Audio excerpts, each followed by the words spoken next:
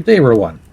My name is Dread, and this is Mist-Valley-Modz, and I am here to tell you the story of Bresmala Berach, how she got locked away. So here is the backstory for this character that I am doing a live stream only series on.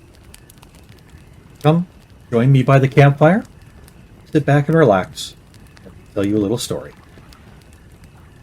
Bresmala was brought up in the deep forests of High Rock, hidden away within a weird coven of witches, female magic users.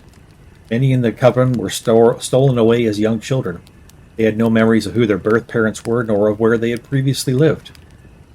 But Bresmala was a different case, as her mother, Berach, abandoned her previous life to join the coven, taking young Bresmala with her.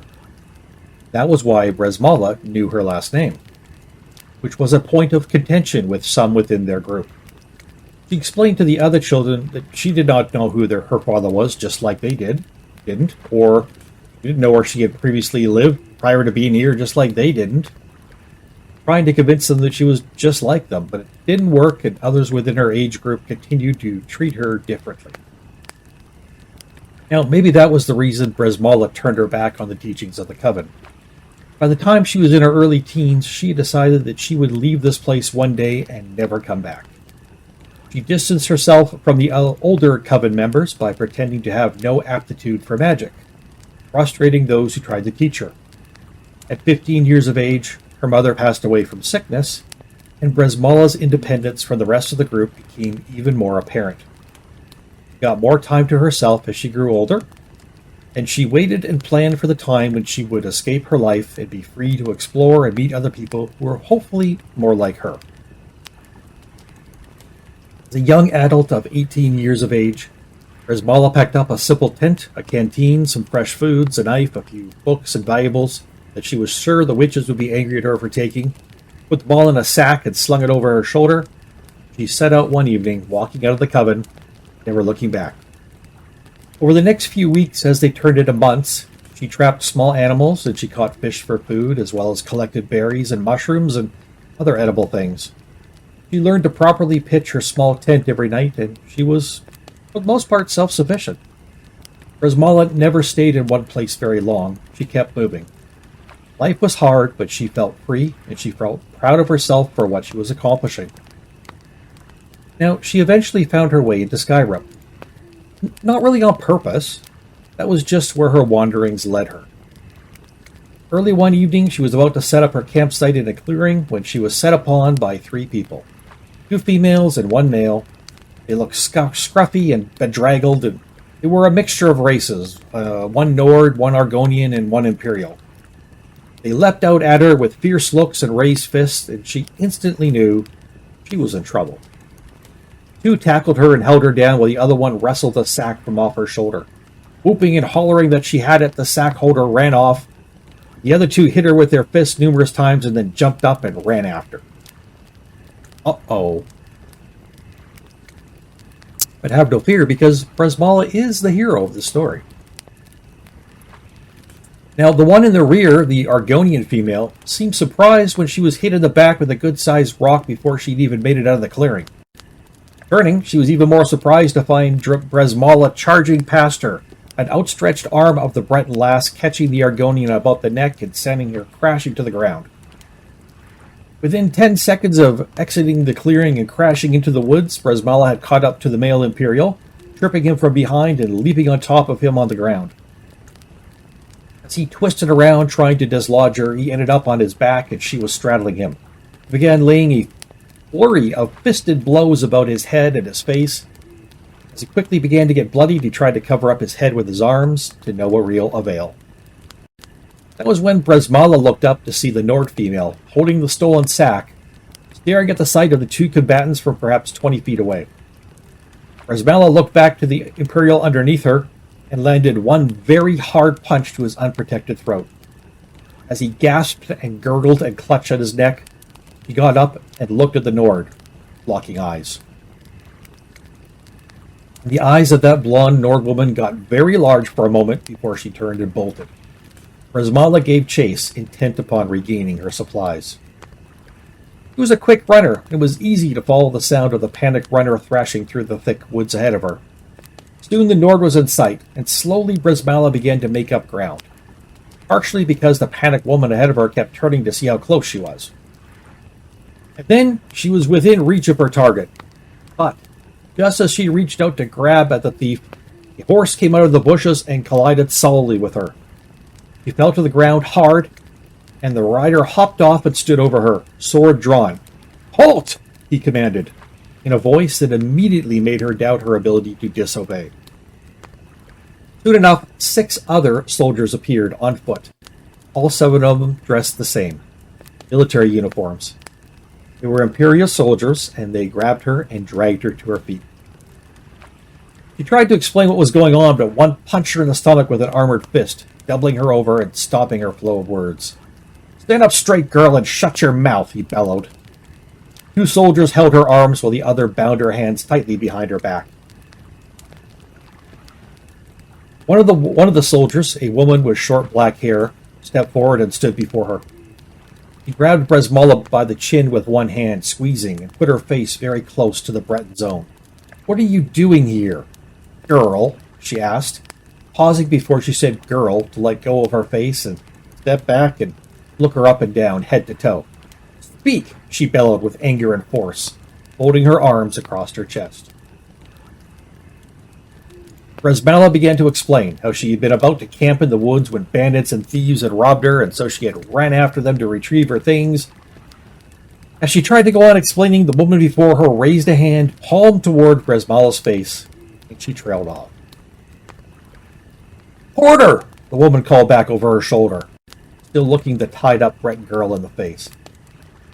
"Captain," said one of the soldiers, the one who had ridden the horse earlier, snapped to attention. What should we do with this one? What do you suggest?" the captain asked. Bresmala began to understand that this harsh female was in charge of the rest of these soldiers. "Search her for contraband, and then look for clues to sustain her story. Or not," he heard the voice of the soldier named Porter say. Muttered the captain. He looked Bresmala up and down again. "3 of you, spread out and see what signs you can find. I will do the prisoner search on my own," stated. "Don't worry, folks. Once again, Bresmala's going to be okay. Just watch the fire and relax. Enjoy the story." Bresmala tried to follow the movement happening amongst the soldiers, but was distracted as the captain approached her, bent down, and raised the trailing hem of her long robe up to the level of her waist, where another soldier held it, while the captain bent down and began to roughly pat down the skin of both her legs. When done, the soldier dropped the robe head back down again. The captain then put her hands into the Breton's long hair and ran through it with her fingers, pulling a little bit, and Bresmala flinched. Could already feel the heat ripping through her face and upper chest as embarrassment took over from her previous anger and adrenaline. She struggled to remain quiet and not make things worse for herself. The captain then grabbed Bresmala's breasts firmly, rolling them in both her hands for far more time than was needed. Finally, she let go, and put both hands behind the young woman's back, and shoving her body violently against her own, proceeded to run her hands over her lower back. And finally, the captain grabbed Bresmala's buttocks in both hands and aggressively mashed and kneaded them. When finished, she stepped back and nodded. "I'm satisfied," she said the words slowly, grinning at the young Breton as she raised her gaze to meet the captain's. Bresmala cleared her throat to speak, but the captain told her to be quiet. She said nothing. They waited in silence for a few minutes.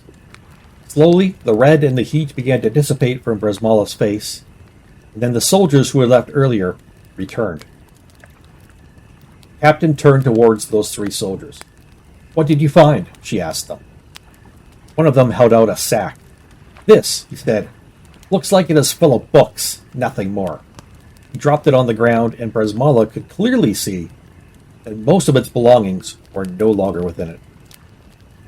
"No signs of any campsite in the area, Captain," remarked the second soldier. "Found some Argonian woman. She claims some crazy Breton had attacked her and her friends while they picnicked," said a third soldier. The captain spun on her heels to turn and glare at her. Bresmala's heart sunk within her. Once again, the Imperial captain reached out and grabbed her chin, squeezing hard enough to twist her mouth awry and make her gasp.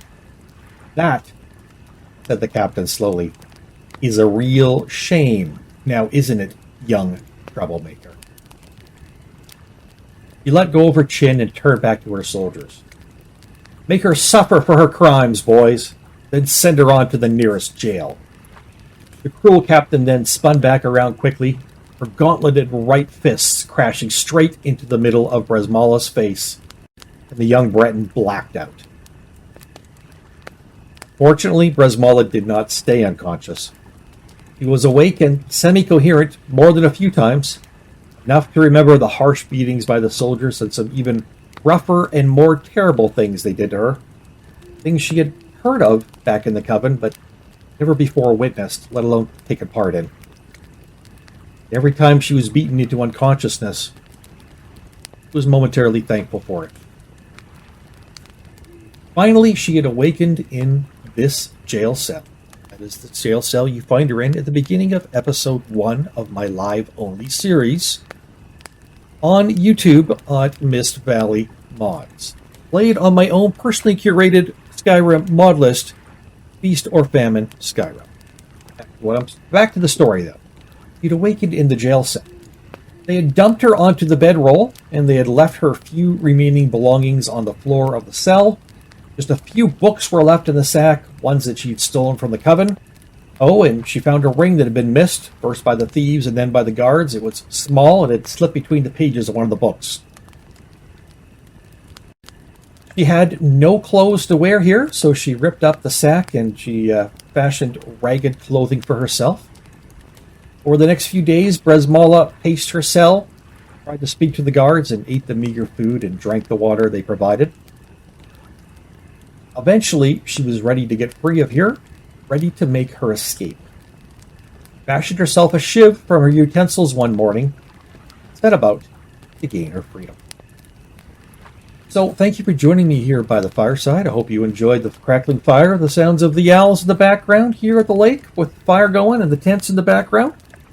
And I just wanted to share with you the origin story of Bresmala Berach from my live-only series, Locked Away. This will be the only part of that series that is recorded in video, and I will link it back in the live videos. So if you want to watch the videos after when they're live, you can watch it. Look at the description of the live YouTube videos, and you can find your way to this video. Hopefully people will be interested. I did do a little bit of work on the backstory. Quite proud to say Bresmala's been through a lot, and she's an overcomer, she's a fighter, and she will go on and be successful in her own way here in Tamriel, here in Skyrim. So thank you, everybody, and I hope you enjoyed it, and see you next time. From the Campfire, my name is Dread. It's Mist-Valley-Modz.